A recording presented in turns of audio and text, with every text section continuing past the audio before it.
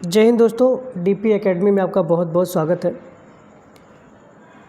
Ancient history का lecture चल रहा है हमारा और इस लेक्चर में हमने कल मौर्य काल के पतन के बाद देशी शासकों को देख लिया था। आज हम देखेंगे कि मौर्य काल के पतन के बाद जब सत्ता कमज़ोर हो गई तो कौन कौन विदेशी शासक आए। ठीक है, तो चलिए स्टार्ट करते हैं। मौर्योत्तर काल में विदेशी शासक ये जब आए हमारे देश में तो इनकी संस्कृतियों को हमने क्या किया, अडॉप्ट कर लिया। जैसे आप ही समझिए, आप जाते हैं साउथ इंडिया में तो वहाँ तमिल बोली जाती है, तेलुगु बोली जाती है, मलयालम बोली जाती है। ठीक है, ये बंगाल में बंगाली बोली जाती है। तो क्या होता है कि जब दो संस्कृतियाँ मिलती हैं आपस में तो बहुत कुछ सीखने को भी मिलता है। खान पान से लेके रहन सहन तक, बोली भाषाएं सब एडॉप्ट हम लोगों ने किया है। सॉरी। ठीक है, तो देखेंगे किस तरीके से कुषाण काल में, जब कुषाण काल आया तो कुषाण के समय में जो शेरवानी पहनी जाती है अब के टाइम में, जो जूता पहना जाता है, कुषाण वहाँ से लेके आए मध्य एशिया से। ठीक है, तो चलिए स्टार्ट करते हैं। इंडो ग्रीक, इनको हिंद यवन भी बोला जाता था या भारतीय यूनानी। ठीक है, मौर्योत्तर काल में भारत की उत्तरी पश्चिमी सीमा, जो उत्तरी पश्चिमी सीमा थी, जैसे हिंदू कुश पर्वत, वहाँ दर्रे थे, खैबर दर्रा और बेलन दर्रा, वहाँ से पार करके हमेशा जो हमले होते थे। पहला आक्रमण हिंद यूनानी या बैक्ट्रियाई यूनानी द्वारा किया गया। इन्हें प्राचीन भारतीय साहित्य में यवन कहा गया है। ठीक है, प्रमुख शासक की बात करें, पहले थे डेमेट्रियस प्रथम। भारत की सीमा में सर्वप्रथम प्रवेश करने का श्रेय डेमेट्रियस प्रथम को जाता है। इसने 183 ईसा पूर्व के लगभग पंजाब के कुछ भाग को जीतकर साकल, जो आधुनिक इस समय सियालकोट है, को अपनी राजधानी बनाया। डेमेट्रियस ने भारतीय राजा की उपाधि धारण की और यूनानी तथा खरोष्टी दोनों लिपियों वाले सिक्के चलवाए। दूसरा है यूक्रेटाइट्स। इसने भारत के कुछ हिस्सों को जीतकर तक्षशिला को अपनी राजधानी बनाया। ठीक है, तीसरा है मिनांडर। सॉरी, ये सबसे अधिक हिंदू यूनानी शासक हुआ। यह डेमेट्रियस कुल का था। ठीक है, जो पहला शासक था। इसने भारत में यूनानी सत्ता को अस्थायी प्रदान करने की जो इसने थी ये नींव रखी थी। ठीक है, मिनांडर बौद्ध साहित्य में मिलिंद के नाम से प्रसिद्ध है।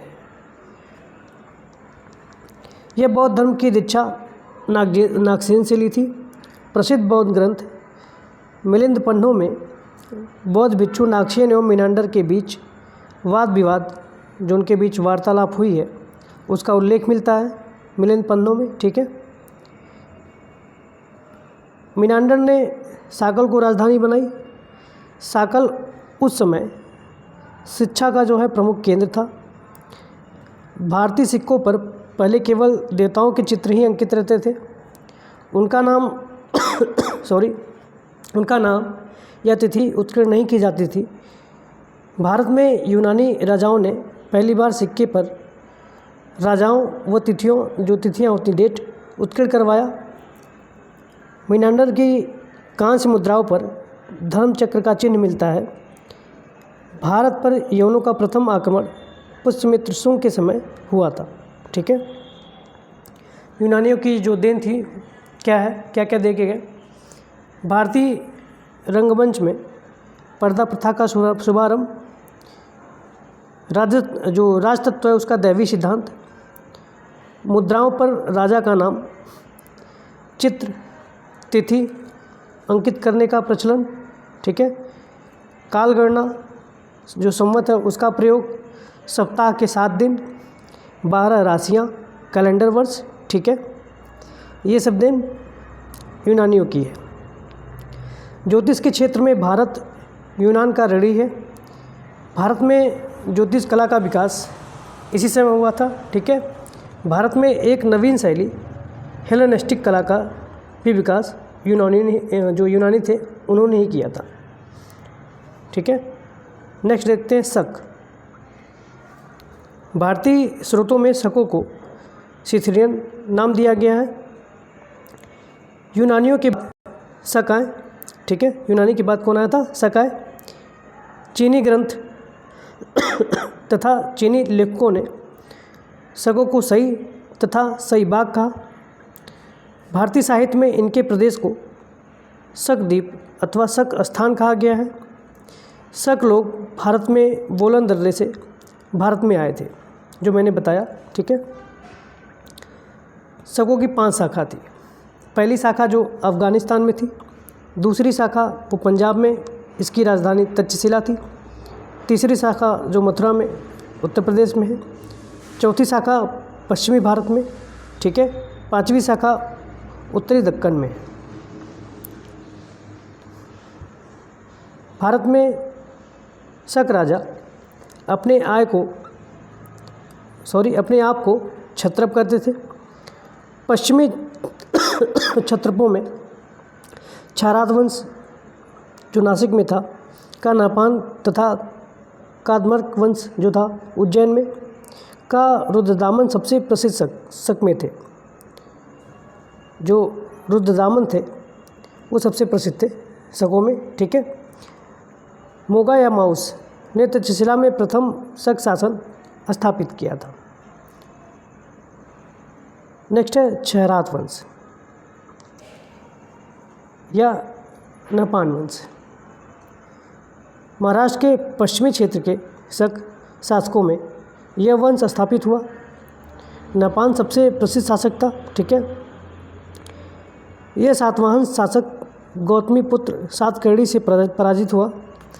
इसके सिक्कों पर राजा लिखा हुआ था। ठीक है। नेक्स्ट है कादमर्क वंश।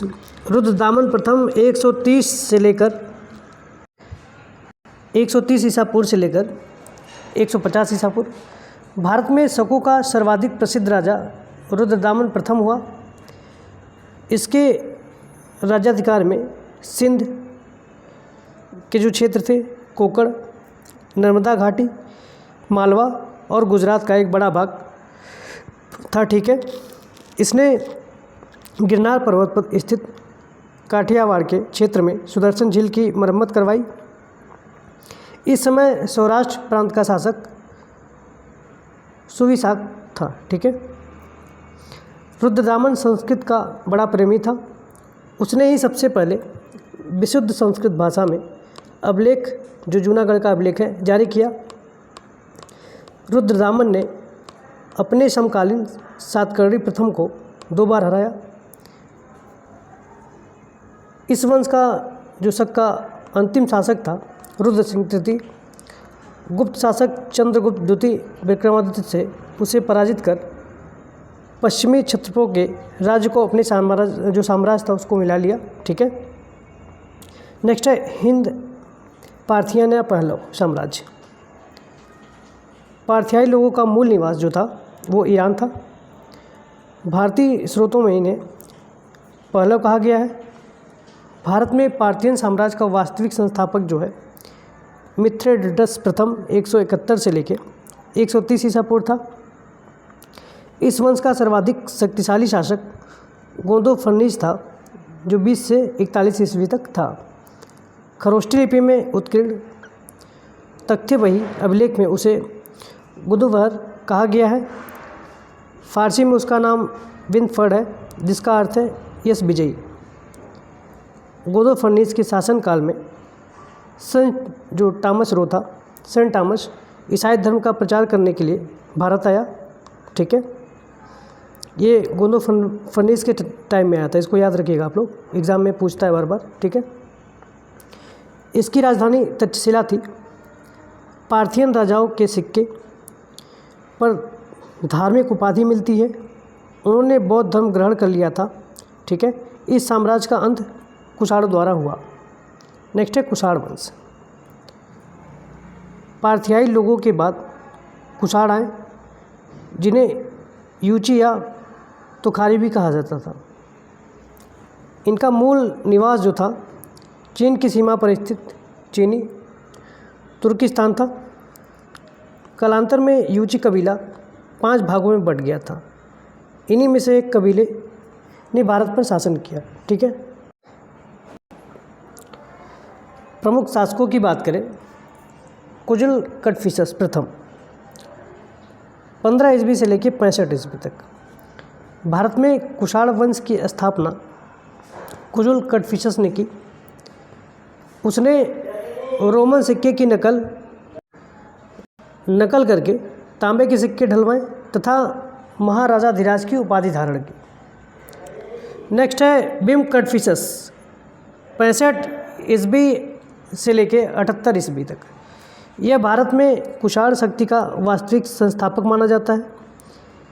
इसने सिंधु नदी पार करके तक्षशिला और पंजाब पर अधिकार कर लिया। इसने बड़ी संख्या में सोने के सिक्के चलवाए। किसने? बिम कटफिसस ने। ठीक है, यह शैव मत का अनुयायी था, शिव की पूजा करता था। इसके कुछ सिक्कों पर शिव, नंदी तथा त्रिशूल की आकृतियाँ मिलती हैं। इसने महेश्वर की उपाधि धारण की थी। ठीक है, भारत में सर्वप्रथम जो सोने के सिक्के थे बिम कटफिसस ने ही चलवाए थे। इसको आप लोग याद कर लीजिएगा। ठीक है, बढ़िया से। इसने अपने शासनकाल में अनेक उपाधियाँ धारण की, जैसे महाराज या राजा, महाराजाधिराज, महेश्वर एवं सर्वलोकेश्वर आदि। ठीक है, नेक्स्ट है कनिष्क। कनिष्क कुषाण वंश का महानतम शासक था।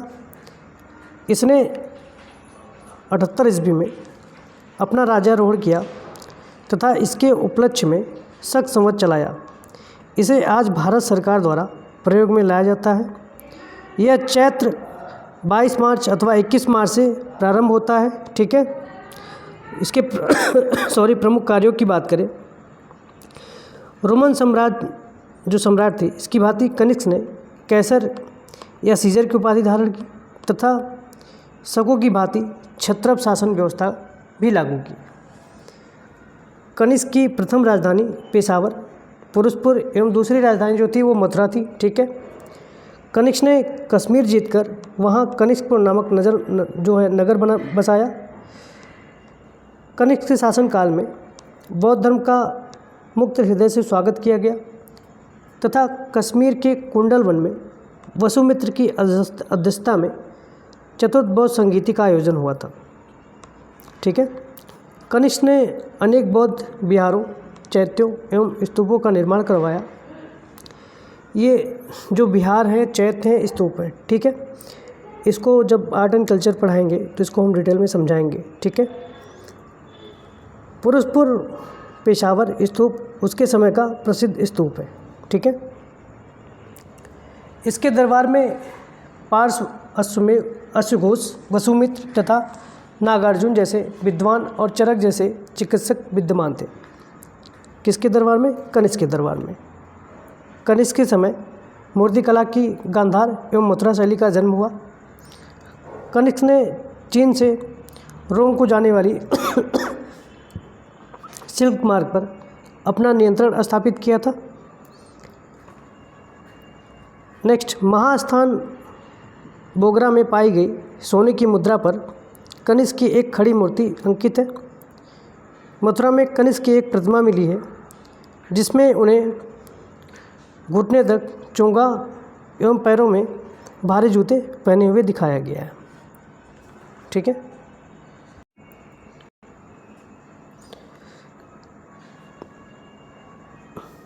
कनिष्क ने पाटलिपुत्र पर आक्रमण कर वहाँ के प्रसिद्ध विद्वान अश्वघोष, बुद्ध का भिक्षा पात्र और एक अनोखा कुक्कुट प्राप्त किया। ठीक है, कनिष्क का चीन के शासक पांचाओं से युद्ध हुआ था, जिसमें पहले कनिष्क की पराजय हुई तथा बाद में वो उससे विजयी हो गया। कनिष्क को द्वितीय अशोक भी कहा जाता है। कनिष्क के अनुसार मैंने उत्तर को छोड़कर शेष 3 क्षेत्रों को जीत लिया, ये खुद कनिष्क बोला था। ठीक है, कनिष्क के समय ही बौद्ध धर्म 2 भागों में बट गया, हीनयान और महायान में। ठीक है, नेक्स्ट देखते हैं हुविस्क। इसने कुषाण सत्ता का प्रमुख केंद्र पेशावर से हटकर मथुरा पहुंचकर बनाया। ठीक है, इसने कश्मीर में हुविस्कपुर नामक नगर की स्थापना करवाई, जिसका उल्लेख कल्हड़ की राजतरंगिणी में किया गया है। हुविस्क के सिक्कों पर शिव, स्कंद तथा विष्णु आदि देवताओं की आकृतियाँ उत्कीर्ण मिलती हैं। कनिष्क कुल का अंतिम महान सम्राट जो था वो वासुदेव था। कुषाणकालीन कला एवं संस्कृति को देखते हैं। कनिष्क के शासनकाल में कला के क्षेत्र में 2 स्वतंत्र शैलियों का विकास हुआ। पहला है गांधार कला शैली। इस शैली को ग्रीक या बौद्ध शैली भी कहा जाता है। ठीक है, इसका सर्वाधिक विकास कुषाण काल में हुआ। इसे ग्रीक बुद्धिस्ट शैली भी कहा जाता है। इस कला का विषय वस्तु बौद्ध परंपरा से था, किंतु निर्माण का ढंग यूनानी था। इस कला शैली की उत्पत्ति का स्रोत एशिया माइनर तथा हेलेनिस्टिक कला थी। गांधार कला के अंतर्गत बुद्ध की धर्मचक्र मुद्रा, ध्यान मुद्रा, अभय मुद्रा तथा वरद मुद्रा आदि मूर्तियों का निर्माण हुआ।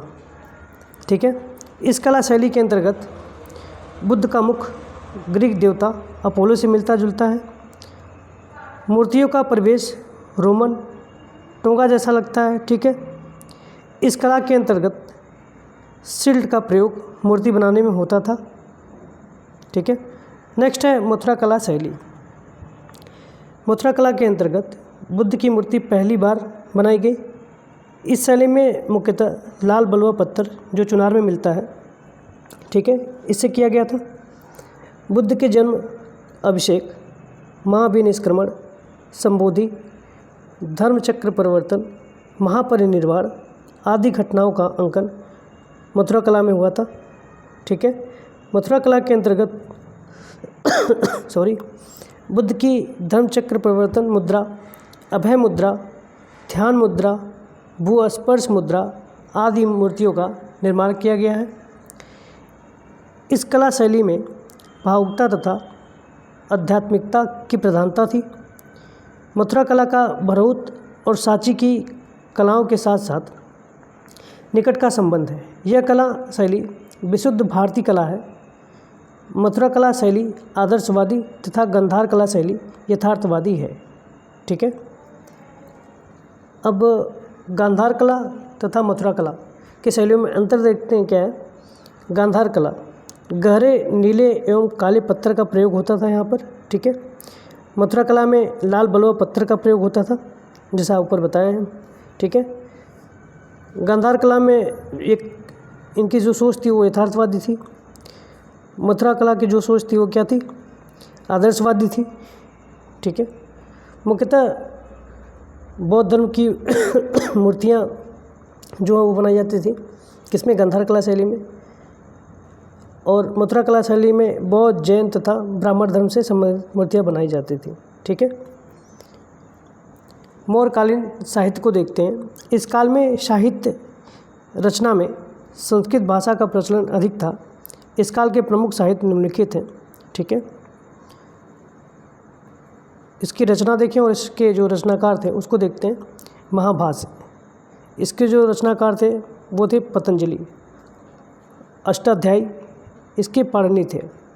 गाथा सप्तशती इसके हाल जो सातवाहन शासक थे। ठीक है, महाभाष्य इसके भी पतंजलि थे। चरक संहिता इसके जो रचनाकार थे वो चरक थे। नाट्यशास्त्र जो भरत मुनि थे ये इसके रचनाकार थे। मिलिंद पन्नु इसके रचनाकार नागसेन थे। कामसूत्र इसके रचनाकार वात्स्यायन थे। ठीक है, सौद्रानंद बुद्ध चरित्र इसके रचनाकार अश्वघोष थे। स्वप्नवासव दत्ता इसके रचनाकार भास थे। चारुदत्ता इसके भी भास थे। ठीक है, उरुभंग इसके भी जो रचनाकार थे वो भास थे। ठीक है दोस्तों, आज यहीं तक करते हैं। Thank you.